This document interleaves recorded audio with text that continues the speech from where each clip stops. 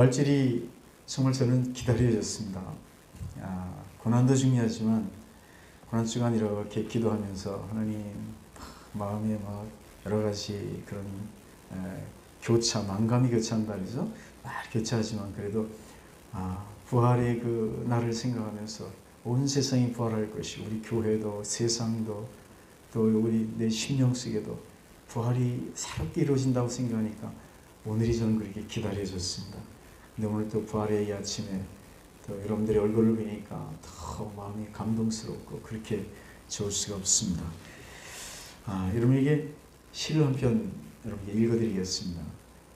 고은 목사님이 쓴 시인데 굉장히 짧은 시인데 그 제목은 긋꽃이라는 시입니다. 긋꽃. 들어보십시오. 내려갈 때 보았네. 올라갈 때 못 본 그 꽃.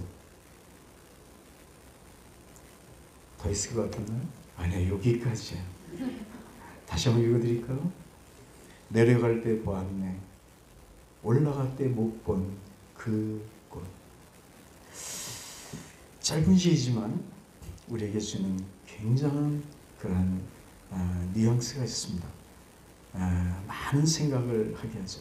사람들이 올라갈 때는 정상을 정복해야 된다는 생각 때문에 그냥 물불을 가리지 않고 앞은 안 봅니다. 옆은 안 봅니다. 그냥 구경할 틈이 없죠. 그냥 오직 정상, 그리고 죽어라고 올라갑니다. 아무것도 보지를 못하죠. 근데 정상을 정복하고 나서 내려올 때 보니까 왜 이렇게 세상이 아름다운가, 꽃도 많고 왜 이렇게 희귀한 게 많지. 내려올 때 그제서야 보여지는 것. 인생이 어쩌면 이 시하고 그렇게 닮을 수가 없어요. 인생을 살다 보면은 내게 힘이 있고 능력이 있다고 생각하고 내가 뭔가 할 수 있다라는 그러한 목표가 있다고 생각하면은 사람들은 물불 가리지 않습니다. 오직 고. 그래서 전진. 그래서 계속 올라가는 정상만을 바라보며 갑니다. 봐야 될 것. 세상이 그렇게 아름답고 나를 반겨주고, 오늘 장로님 기도해 주셨듯이 온 세상이 부활을 축하하듯이 온 꽃이 만발했는데 우리를 축하해주는 것들이 이 세상에 너무 많이 가득히 지금 우리를 반겨주고 있는데 우리는 그것을 보지를 못해요. 오직 내 목적만을 향해서 걸어가는 것. 아무도 못 봐요. 그래서 이제 인생의 전반전을 다 살고 이제 후반전에 들어서 뭔가 이제 다 끝난 것처럼 느껴지며 주위를 한번 들어보니까 그제서야 못 봤던 것들이 그렇게 많을 수가 없습니다. 우리 성경은 그렇게 얘기합니다. 예수님께서는 우리들을 향하여 너희들의 인생의 목적은 무엇이냐, 방향이 무엇이냐 늘 우리에게 말씀하시면서, 그러면서 그 목적과 방향 속에는 오직 정상을 정복하라는 것이 아니라 내가 만든 세상, 나와 함께 동행하며 누리며 즐기며, 그리고 너 안에 그 소망을 잊어버리지 말고 가면서도 올라가면서도 누리기지만, 그리고 인생의 뭔가 정리하는 시간에도 더 크게 누리라는 그런 소망을 우리에게 주시며 말씀하시는 것이 성경이요 예수님의 말씀인 것입니다. 이것이 부활의 의미가 아닐까요? 늘 새롭게 우리를 창조하시고 새로움을 보게 하시는 그 하나님. 부활의 귀한 이 아침에 여러분은 지금의 마음의 상태는 어떠십니까? 무엇을 보고 계십니까? 그 보는 것 때문에 얼마나 많은 것을 보고 계십니까? 아니, 아직도 힘이 남았다고 오직 한 개, 그것만 외치며 아무 즐길 수 있는 것들, 볼 수 있는 것 다 보지 못하며 그냥 오직 오름을 향한 발걸음만 재촉하고 계십니까? 사랑하는 성도 여러분, 오름에도 이유가 있어야 됩니다. 여러분, 목적 없는 오름이 아니라 오늘 여러분 안에 다시 한번 이 부활의 아침에 그런 깨달음이 진정한 내 삶을 되돌아보고 깨달음을 느끼는 귀한 시간 되기를 주님의 이름으로 축원합니다.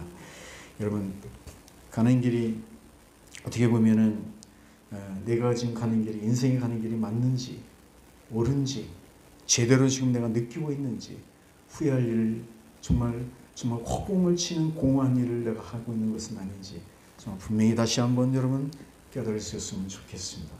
이것이 바로 부활이 주는 의미인 것입니다. 모든 인생은 다 죽음으로 끝나게 되죠. 그래서 누군가 이렇게 얘기합니다. 사람은 무덤을 향해서 가는 것이라고. 그래서 요람에서 무덤까지 그렇게 표현한 것 같아요. 무덤까지. 거기가 무덤이 끝이라는 말이죠. 근데 여러분, 기독교는 무덤이 끝이 아닙니다. 죽음이 바로 다음의 시작이라는 사실을 여러분 알고 계시잖아요.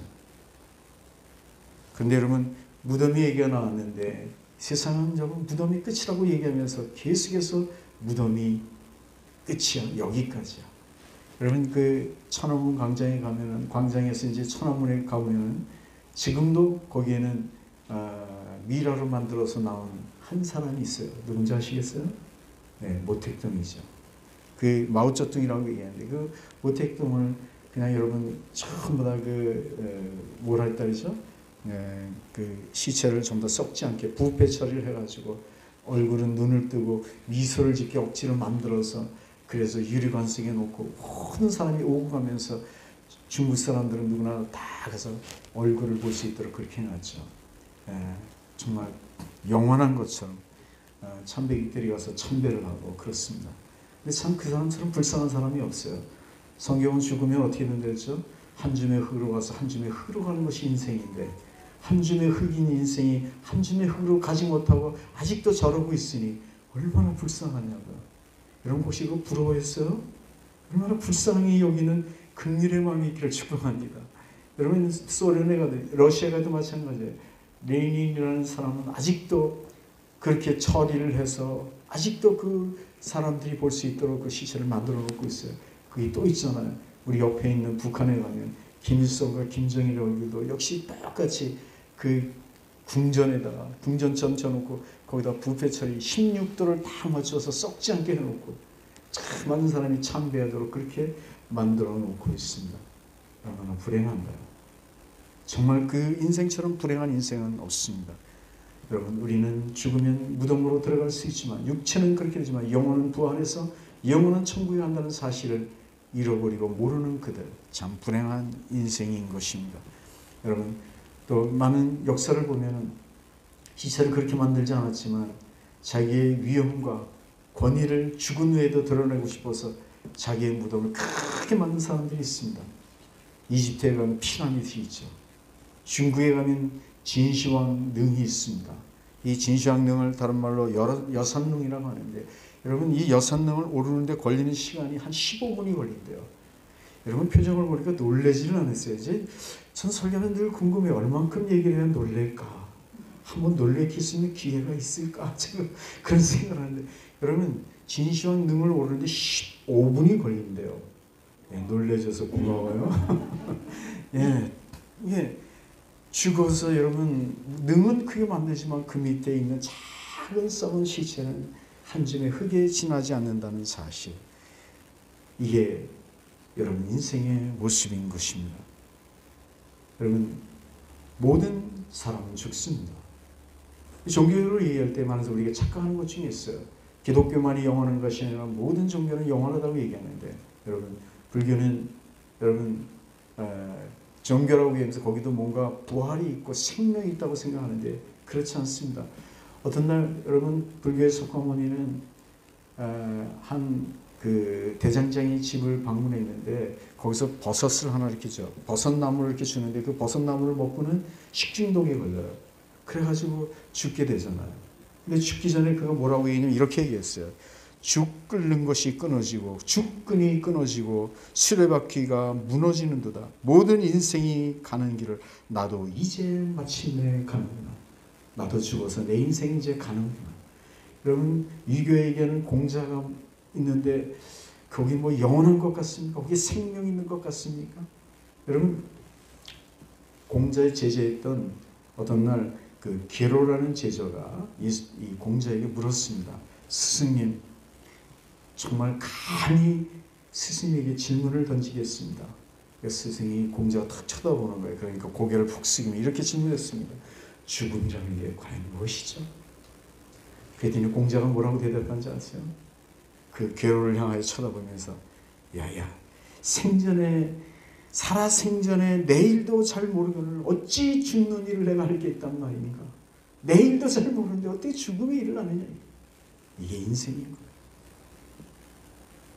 여러분 소크라테스가 얘기를 아무리 그가 철학을 얘기하고 하지만 철학의 여러분 정의가 뭔지 아세요? 철학이란 한마디로 뭐냐? 철학은 죽음을 연습하는 게 철학인 거예요. 인생이 뭐냐? 죽음은 뭐냐? 이게 철학인 거예요. 그 죽음을 연습하는 게 철학인 거예요. 회교가 있는데 마호멧이 있잖아요. 알라가 영원하라. 근데 그들의 조상처럼 그들이 정말 신처럼 보시는 마호멧, 그의 무덤은 지금도 메카에 가면 무덤이 있고 회교의 모든 사람들은 자기 생전에 거기를 꼭 한번 순례를 하라고 이렇게 만들어놓죠. 다시 말씀드려서 모든 성인이라 할지라도 누구든지 죽었습니다. 그리고 다 무덤이 있고 그들은 다 인생의 죽음으로 마무리가 되었습니다. 그러나 죽음이 끝이 아닌 죽음 후의 부활을 얘기하며 생명의 구원을 얘기한 오직 하나가 있다면 그것은 기독교, 오직 예수 그리스도만이 부활을 말씀하셨습니다. 부활은 절망에서 소망으로, 불행에서 우리에게 정말 행복으로, 불가능해서 가능으로 만들고, 죽음에서 다시 한번 부활로, 지옥에서 천국의 생명의 길로 인도하는 이 부활의 신앙은 기독교만 있다는 사실입니다. 그래서 여러분 예수 믿는 사람들은 어떻게 살아야 되는지 아십니까? 뭔가 좀 다르게 살아야 된다는 거예요. 그리스도인이 살아가야 되는 진정한 길은 뭐냐면 생명을 우리에게 가졌으니 생명 있는 사람은 세상을 역행하면서 사는 거예요. 모든 사람은 요람에서 무덤까지라고 얘기하지만 저와 여러분의 삶은 무덤이 아닌 그 무덤 이후의 삶이, 영원한 삶이 우리에게 있다는 사실을 기억하면서 우리는 정말 절대적 슬픔의 인생이 아니라 희망의 인생, 그리고 천국의 소망의 인생을 갖고 사는 정말 진실한 능력 있는, 그래서 살아 역사하는 부활의 소망을 안고 사는 그리스도인 되어져야 된다는 사실입니다. 이게 기독교인 것입니다. 오늘 우리가 이 부활의 아침에 그런 부활의 감동을 갖고 우리가 살고 있냐 말이에요. 오늘 본문의 말씀에 보면 예수님께서 부활하셨어요. 근데 제자들 향하여 뭐라 그러냐면 이렇게 얘기합니다. 제자들을 향해서 전화를 하는 거예요. 그 부활의 소식을 제일 먼저 안 여인 마리아에게, 막달라 마리아에게 이렇게 얘기합니다. 너희들은 가서 제자들에게 알려라. 가서 뭐라고 했냐면 내가 얘기했지 않느냐? 갈릴리에서 만나자고. 그래서 마태복음 26장 32절에 보면 내가 살아난 후에 너희보다 먼저 갈릴리로 가리라. 그리고 오늘 본문 말씀 10절 말씀에 보면은 성경은 이렇게 기록되어 있습니다. 이에 예수께서 이르시되 무서워하지 말라. 가서 내 형제들에게 갈릴리로 가라 하라. 거기서 나를 보리라 하시니라. 갈릴리로 가라. 거기서 나를 다시 만나자. 여러분 이 성경의 배경을 제가 이렇게 그림을 한번 이렇게 그려봤어요. 예수님은 부활하셨지만 부활의 소식을 모르는 여러분 그 예수님을 죽였던 로마 병정들이나 또는 대제사장이나 제사장이나 유대의 수많은 예수를 배격하는 수많은 사람들은 어떤 생각을 가지고 그들은 지금 밤을 지새고 있었을까요? 여러분 아무리 가만히 곰곰이 생각하면 그들은 지금 축제를 지고 있었을 것 같아요. 그렇게 우리에게 눈에 가시었던 예수, 저놈을 우리가 죽였다. 이제는 세상이 평강이 왔다. 다시 우리의 세상이 왔다. 예수는 죽였다. 예수는 죽었다. 무덤 속에 있다. 이제 이 세상은 우리들의 세상이다. 그러면서 그들은 축제를 즐기며 정말 예수는 쾌우패당한 거야. 이러면서 정말 그들이 이렇게 축제를 즐기고 있을 때 또 한편에서는 예수를 따르는 수많은 무리들도 역시 어떤 모습이 있었을까요? 아, 예수가 죽었구나. 우리의 희망은 사라졌구나. 절망 중에 있을 수많은 예수를 따르던 무리들. 이것이 이 시대의 환경과 여건, 그런 그 많은 사람들의 모습들이 아니었을까요? 그런데 그런 와중에 모든 사람들이 지금 축제를 즐기고 있을, 또 좌절하고 있을 그런 상황에 예수님은 부활하셨습니다. 그리고 이렇게 얘기했습니다. 갈릴리로 가자. 내가 먼저 갈릴리로 갈게. 갈릴리에서 예수 제자들 그곳에서 나를 만나자고 가서 전해라.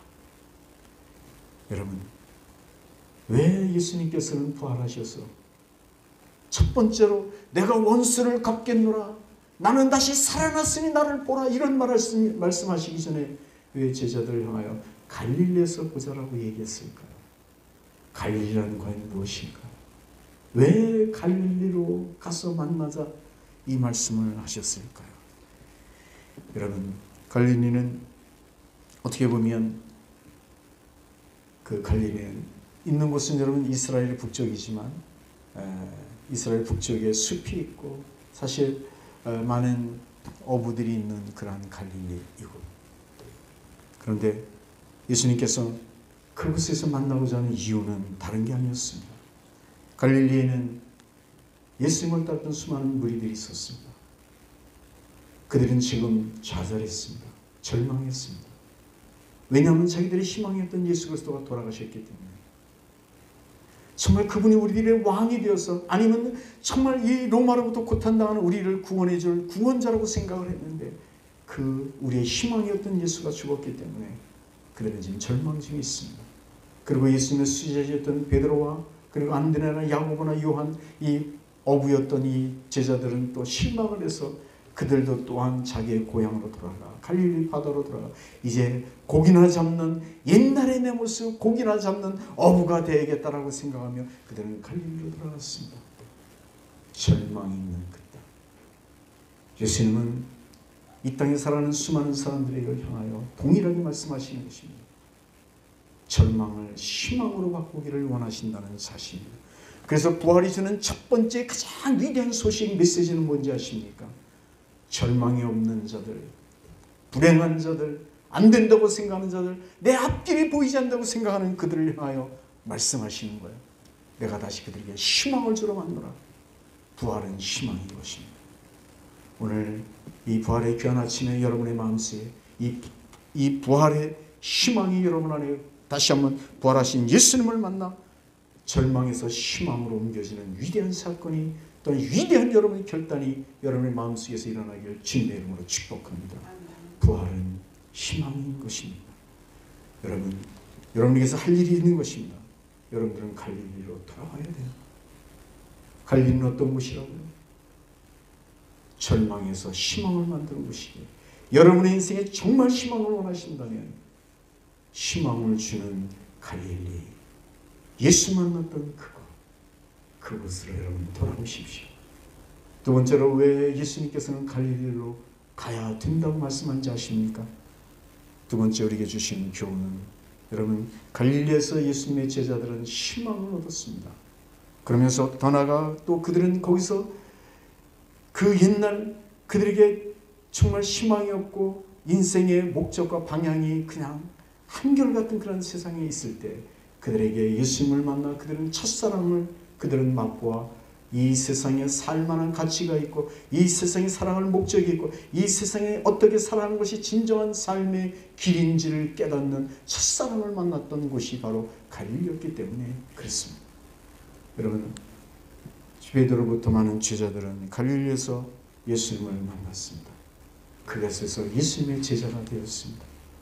거기서 예수님을 통하여 가르침을 받았습니다. 그리고 고침을 얻었습니다. 그리고 그들은 사람 낚는 어부가 되었습니다. 얼마나 아름다운 곳인가.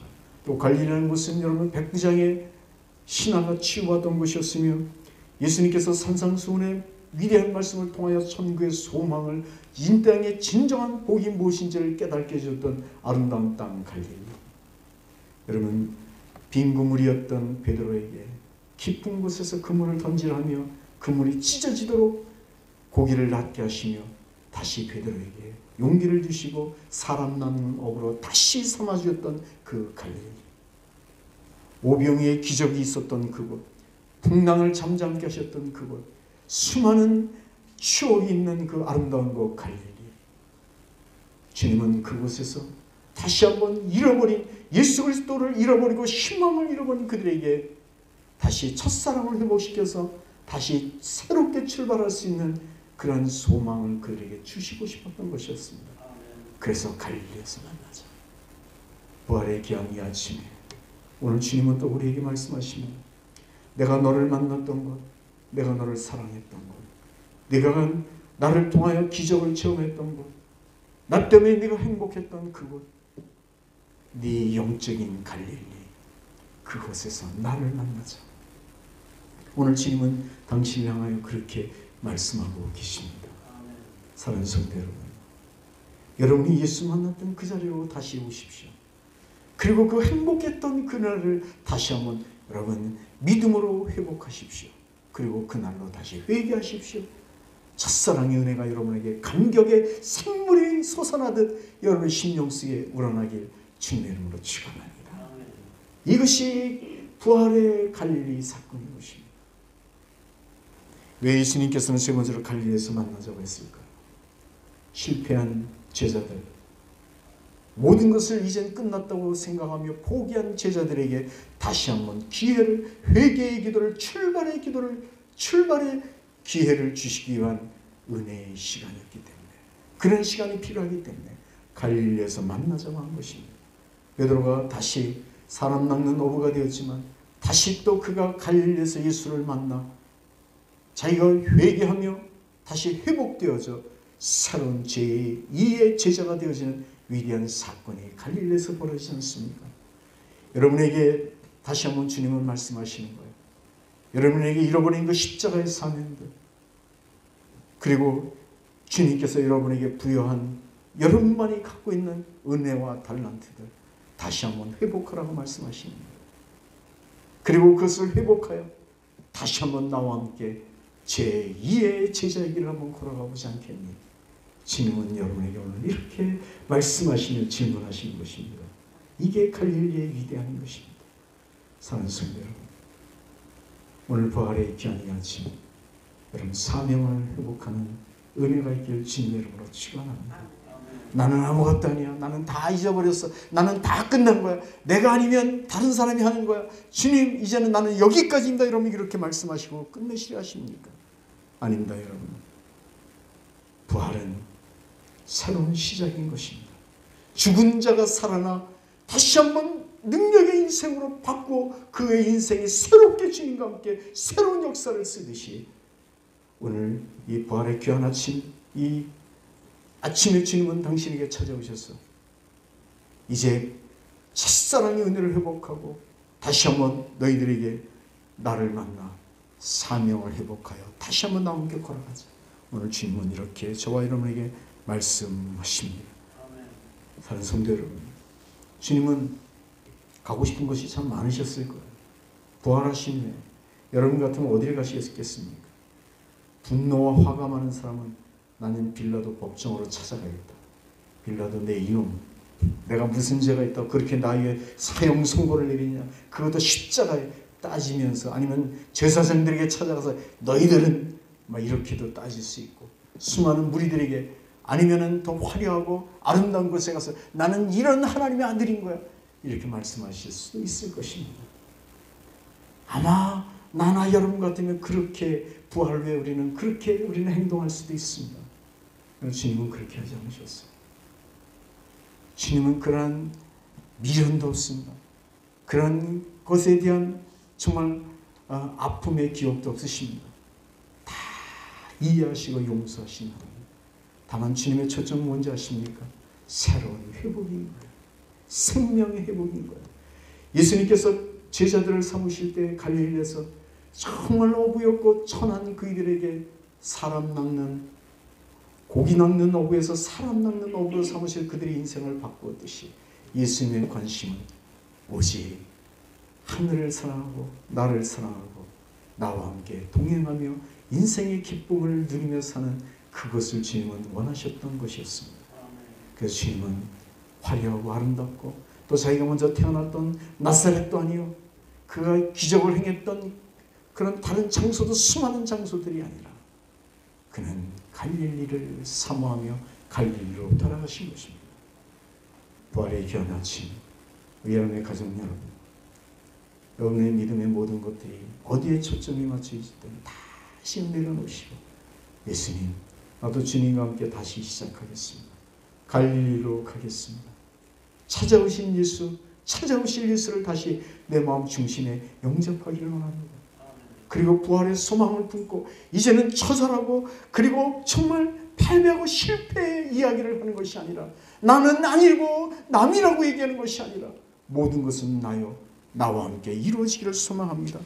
이런 여러분 마음의 결단과 그리고 부활의 감동을 심령에 심는 은혜가 있기를 축원합니다.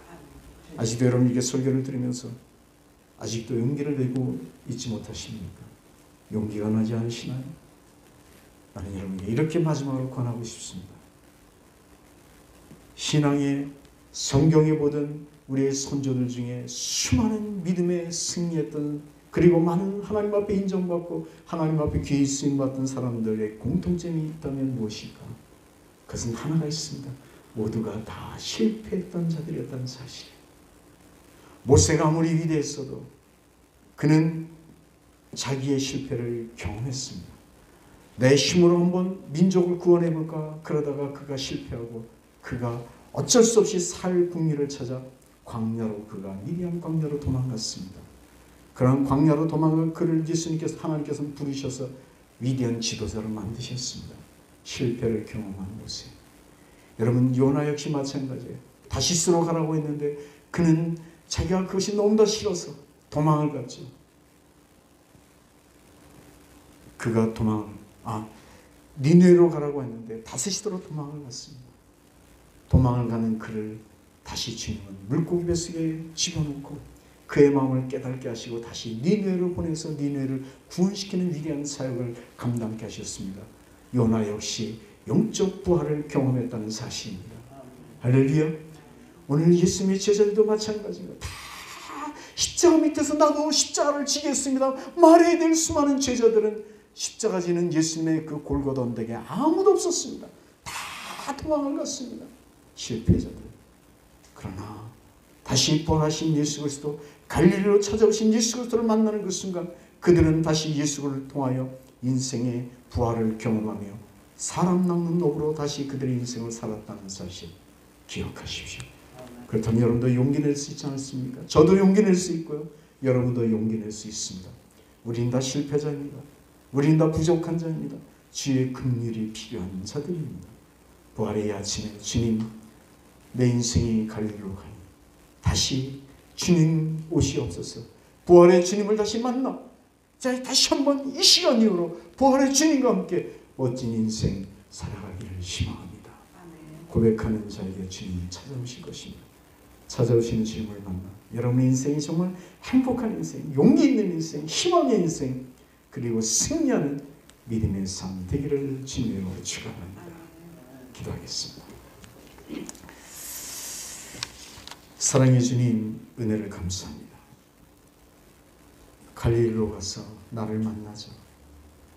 실패한 인생, 모든 것을 잃어버린 인생이라고 생각하는 저희들, 어쩌면 예수님의 제자들이나 그때 예수님을 따랐던 수많은 사람들의 모습과 어쩌면 그렇게 동일한지요.